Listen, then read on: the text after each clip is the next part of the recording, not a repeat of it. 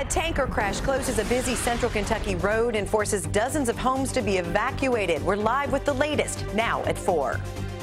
We're tracking a couple of scattered showers and thunderstorms on Defender right now, but a big increase in thunderstorms will also mean a big decrease in temperatures. That's ahead. And he's been on the run for 7 hours now. The latest on the search for a prisoner who escaped in Lexington. Tracking, alerting, protecting. WKYT News starts now with breaking news. A dog that fell into a 50-foot sinkhole this afternoon has been rescued. It happened off Grimes Mill Road, which is off Old Richmond Road in southern Fayette County. We were the only ones there as the dog was rescued. Kristen Kennedy has the details live from the scene. Kristen? From what we know, this was a very fast rescue. Firefighters tell us that it only took them about 30 minutes to get to the site of that actual sinkhole and pull the dog out of the sinkhole. The dog's owner told us that he was hiking earlier today through the property with his dog, a Catahoula mix. The dog slipped and slid into a sinkhole. The drop was about 40 feet is what firefighters estimate, and they say the dog's owner went to the nearest fire station to ask for help. They used a pulley system to get the dog out. That dog is in very great spirits right now. He's going to head to the vet soon, but he's walking around. He seems just fine to all of us out here. To give you a better idea of where we are right now, the actual site of that sinkhole is about a quarter-mile away from where you are. You have to hike through a wooded area to get to that area. Now, the dog's owner helped get fire crews down to that scene. They had their trucks out here where we are because they could not pull those trucks into the site where that sinkhole is. Fire crews are now heading out of here, and so is the dog with his very grateful, very relieved owner. For now, we are live in Lexington. Kristen Kennedy, WKYT. Glad to see there's a happy ending. Thank you, Kristen. And showers continue to pop up across parts of the bluegrass today. It's dry in Lexington right now, but how long will that last? Chief Meteorologist Chris Bailey shows us what's on the First Alert Defender. And Chris, some changes are coming. Oh, some big changes on the way as we go into our Wednesday and Thursday. Jennifer, it is a powerhouse of a fall cold front that is on the way to the bluegrass state. As of now, things nowhere near as soggy or dreary as what we were talking about at this same point yesterday. Here's Defender, and across parts of southeastern Kentucky, we're dealing with at least some scattered showers here. Lexington bluegrass region, not a whole lot that is out there. 1 or 2 drops here east of Sandy Hook, but getting a little action down the Mountain Parkway corridor into parts of southern Kentucky. Put everything in motion, and we're getting at least some of those showers and storms to lift northeastward out of parts of eastern Tennessee. Back to our west, here's the big cold front that we're talking about. This is a storm system that you typically see a little deeper into fall. It is a very pronounced storm system that has chilly and cool air behind it. By chilly, I'm talking about middle of August, and we've got 50 showing up across parts of the Plain States into the Rockies. What does all that mean for us? Well, we're getting ready for an increase in thunderstorms as that big fall cold front arrives. Jennifer, that will give us the increase in the thunderstorms, but then the pleasant air will filter in behind that front. We'll track both the storms and the good stuff with the hour-by-hour forecast when I come back in about 15 minutes from now. Thanks, Chris. A central Kentucky road closed for hours because of a tanker truck crash has just reopened. Dozens of homes had to be evacuated in the Alton community of Anderson County after the tanker hauling fuel crashed this morning on Highway 151. Traffic is now moving again on Old Frankfort Road from US 127 to Highway 151. Garrett Weimer is live at the scene with our top story at 4. Garrett? The road here, as you said, Jennifer, is now back open, but that crash closed part of Old Frankfort Road here for much of the day as crews worked to clean up the mess after that tanker crashed into the tree that you can see here behind me. It happened around 9 o'clock this morning. Public safety officials say the driver of a tanker lost control and hit that tree, spilling gasoline and diesel onto the roadway. Nearly 30 homes in the area were evacuated because of concerns about an explosion from all the flammable gas. As for the driver of the tanker, we're told he was taken to the hospital with non-life-threatening injuries. And again, at this hour, the roadway here is back open. Live in Anderson County, Garrett Weimer, WKYT. Public safety officials say the tanker was hauling about 2,000 gallons of gasoline and 5,500 gallons of diesel. They say they don't know how much of it actually spilled. We continue to track the search for a prisoner who escaped from the Blackburn Correctional Facility in Lexington. Officials say Richard Shell did not show up for a head count around 8:45 this morning. People who live nearby say they're keeping an eye out for anything suspicious. I've lived here about 2 years now, and as you can tell, we don't live too far from the Blackburn, and my grandma's 85 with cancer, so, when I go to work, it does make, me concerned about, her safety. Shell is serving time for convictions out of Laurel County. He would have been eligible for parole in March 2018. We're working on a number of other stories for WKYT starting at 4:30. Sam Dick is in the newsroom with a look at some of the news in progress. Good afternoon, Sam. Good afternoon, Jennifer. A southern Kentucky community is mourning the loss of a deputy who was also a volunteer firefighter. 39-year-old Sean Cook died in a crash on 127 in Clinton County yesterday afternoon. Police say that he was trying to pass another car when his pickup slammed into a dump truck head-on. Those who knew the Russell County man say it is a tremendous loss. It's quite a shock when we all found out, because this group is extremely close.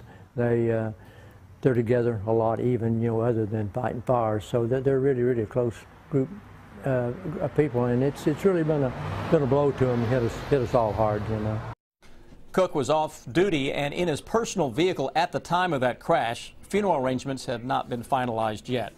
A dramatic rescue overnight after a Jeep full of people ran off a cliff and into the Kentucky River. The crash happened on Lock 7 Road, south of Wilmore, about 1:30 this morning.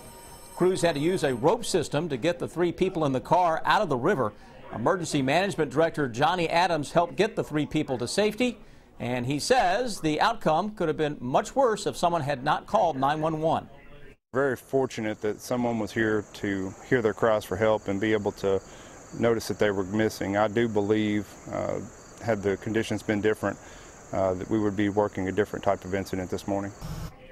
Deputies tell us they think that alcohol was involved in the crash. They said the driver did sign paperwork allowing them to test her blood.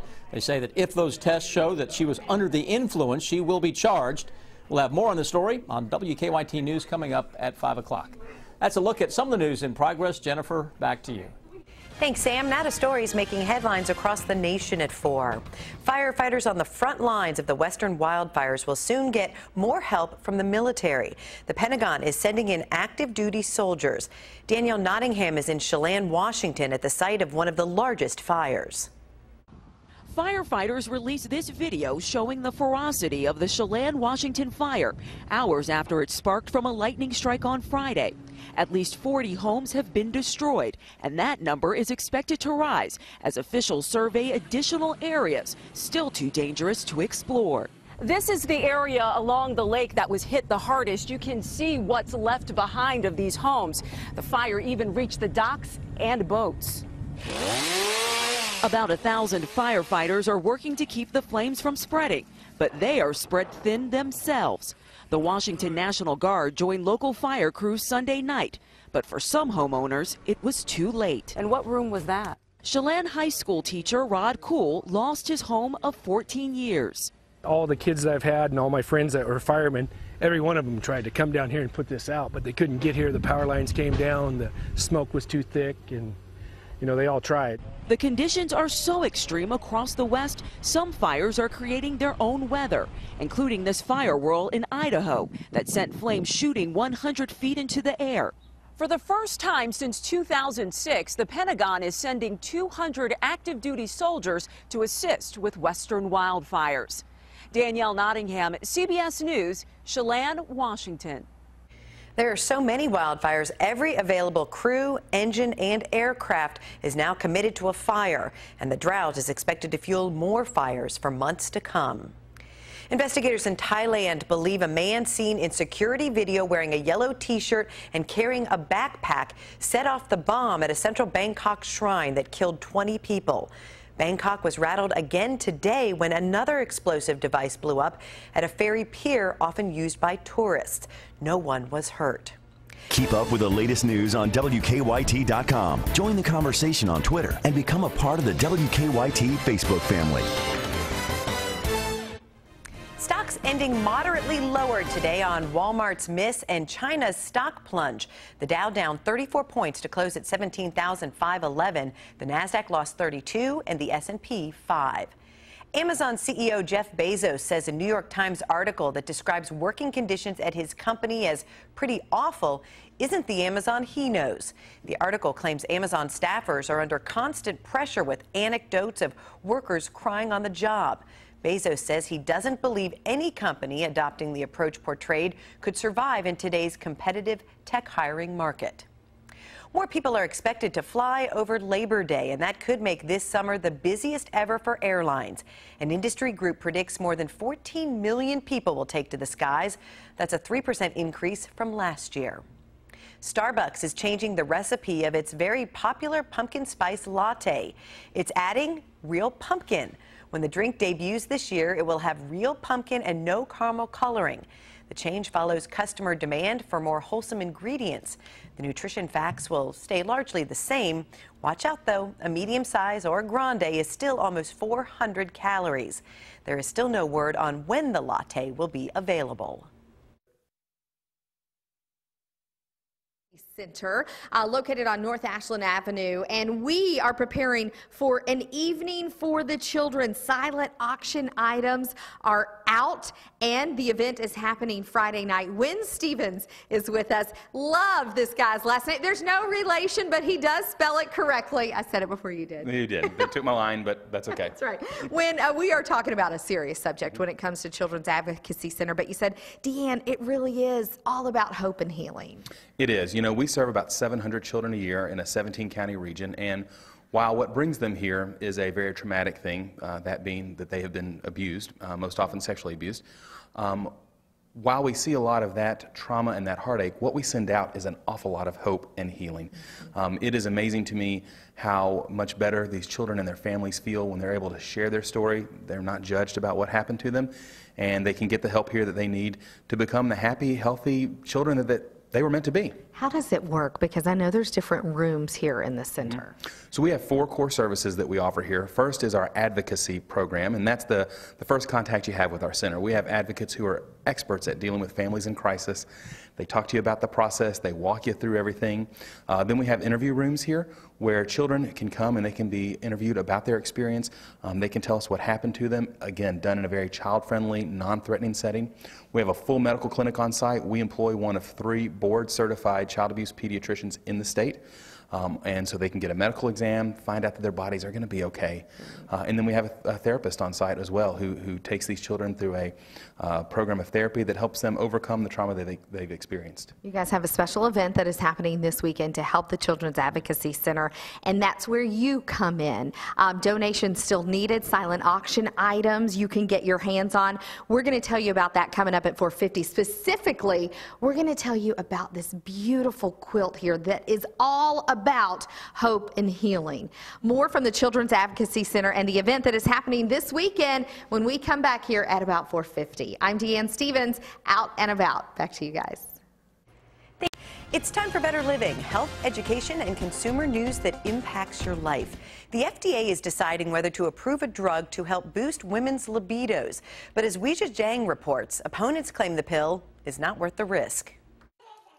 You gonna have some cheese? Sherry Mike is happily married with children, but the 34-year-old says she has no desire to be sexually intimate with her husband. I have no libido, and it's been like that since I was 17. Sherry is eager to try a drug called flibanserin. The little pink pill, originally tested as an antidepressant, is meant to treat low libido in women. The Food and Drug Administration is expected to decide whether to approve the medication. Unlike Viagra, this drug does not treat physical symptoms of sexual dysfunction. Instead, it affects the mind. Critics say the benefits do not outweigh the potential side effects. This drug can cause sudden unconsciousness. It can cause nausea and sedation and excessive sleepiness. Sherry has tried sex counseling, hypnotherapy, and supplements, but says her sex drive remains stagnant. It's kind of like eating your favorite food and not having any taste buds. You can't taste it. And you can eat it, but it's not enjoyable. There's just no satisfaction to it. She says people who think it's all in her head just don't understand. Weijia Jiang, CBS News, Washington.